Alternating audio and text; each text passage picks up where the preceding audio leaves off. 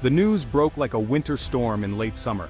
On September 2, 2025, the world awoke to a stunning headline. Canada had closed the Alaska Highway. The vital land link to Alaska was suddenly severed, not by disaster, but by a deliberate political act. A steel gate at the Yukon border, once open, was now locked tight. Shockwaves hit Washington, D.C. and Juneau. News channels scrambled. Social media exploded with confusion and outrage. The Alaska Highway is more than a road, it's Alaska's lifeline. The closure felt personal, a betrayal. It was a geopolitical earthquake.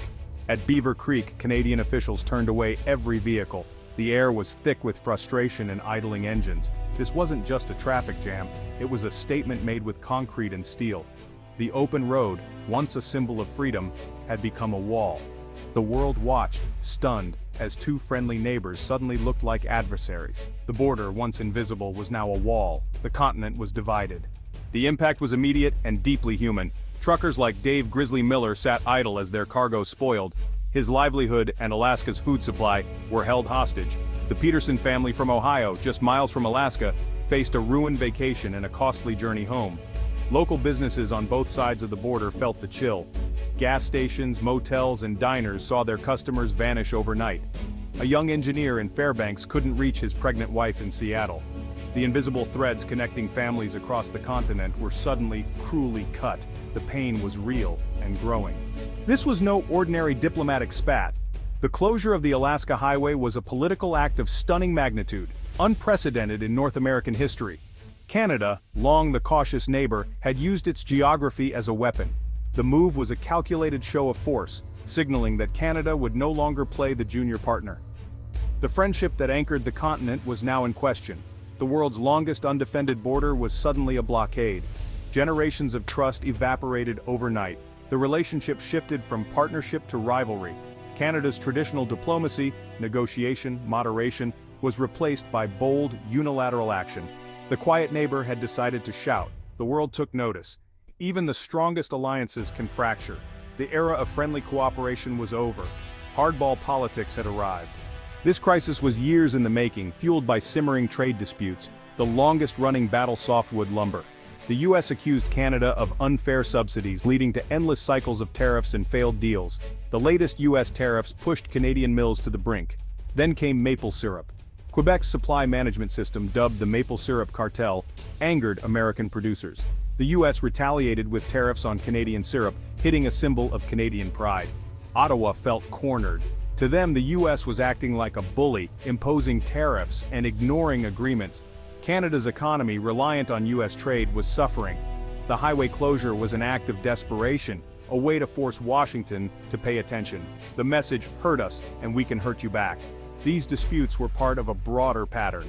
Under America First, the U.S. had become more protectionist, quick to use tariffs as weapons. Canada tried to negotiate but felt ignored. The closure was the ultimate escalation, born of frustration and powerlessness. It was a dramatic move to demand respect. The trade war had spilled onto the open road. The stakes were now higher than ever. The border was no longer just a line, it was a battleground. The conflict was about more than lumber and syrup. It was about dignity, leverage, and national pride. The pressure cooker had finally exploded. News of the closure reached Mar-a-Lago before dawn. Former President Trump took to Truth Social, unleashing a digital firestorm. Canada has closed the Alaska Highway, a total disgrace. Close the border, make them pay. His post went viral, igniting outrage among his millions of followers. Trump framed the issue as an attack on America, painting Canada as a hostile neighbor. He called for immediate retaliation, tariffs, border closures, and more. His rhetoric turned a complex dispute into a national insult. Cable news split screens, Trump's posts alongside images of the blocked highway. His supporters rallied online, organizing protests and trending #close the Canada border. Political pressure on Washington soared. Moderates calling for calm were drowned out by the chorus of outrage. Trump seized control of the narrative, making the crisis a test of national strength. The digital fury hardened public opinion, making diplomacy harder. Trump wasn't in the White House, but his voice shaped America's response. The dispute became a culture war, not just a border fight. The stakes had escalated fast. In contrast, Canada's response was calm and deliberate. Premier Dana Chure addressed the nation from Ottawa, her tone measured and firm. This was not an easy decision, she began. But partnership must be based on mutual respect. She avoided inflammatory language, framing the closure as a necessary defense of Canadian interests. Our workers are losing jobs. We have tried dialogue but met only with tariffs and dismissals. This is a call for serious negotiation. Chur expressed empathy for those affected, calling them unfortunate victims of a dispute we did not start. Canadians rallied behind her. Newspapers praised her courage. Social media trended #StandWithChur. There was a surge of national unity and pride. Chur's approval rating soared. Her strategy: control the crisis's emotional temperature, occupy the moral high ground, and present Canada as the reasonable actor.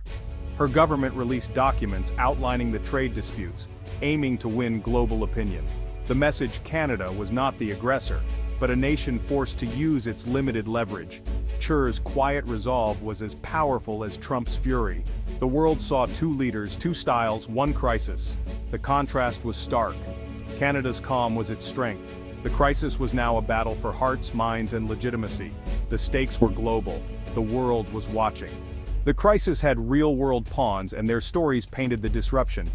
Maria Flores, a trucker from Texas, was stranded in northern BC, her delivery deadline blown. "I get paid by the mile. Right now, I'm not making a dime." In Haines, Alaska, Tom Peterson's grocery shelves were bare. "We can get some things by ferry, but it's slower and more expensive. We feel cut off." The closure created unexpected connections. Stranded tourists, Germans, Floridians, shared food and stories at a border motel, forming a temporary community. "We came to see the wilderness. Instead we see a political fight," said Klaus, a German tourist. For some, the closure was a personal crisis. Emily, a nurse from Seattle, was stuck en route to her new job in Anchorage. "My apartment is waiting, my job is waiting, but I can't get there." The closure slammed doors on futures and dreams. The pain was not just economic, it was emotional. The crisis was measured in lost opportunities and helplessness. The border was more than a line, it was a wall in people's lives. The stories were multiplying. The disruption was everywhere. The crisis was no longer abstract. It was personal, immediate, and raw. The world saw the faces behind the headlines. The cost was human. The crisis was real. The border was closed, but the stories kept coming. The disruption was total. The closure struck a deep historical nerve. The Alaska Highway, built in 1942 during WOW, was a monument to North American unity. U.S. and Canadian workers battled wilderness to build a lifeline for defense. Now, it was barricaded by politics. The highway, once a symbol of shared sacrifice, was now a weapon in a trade war.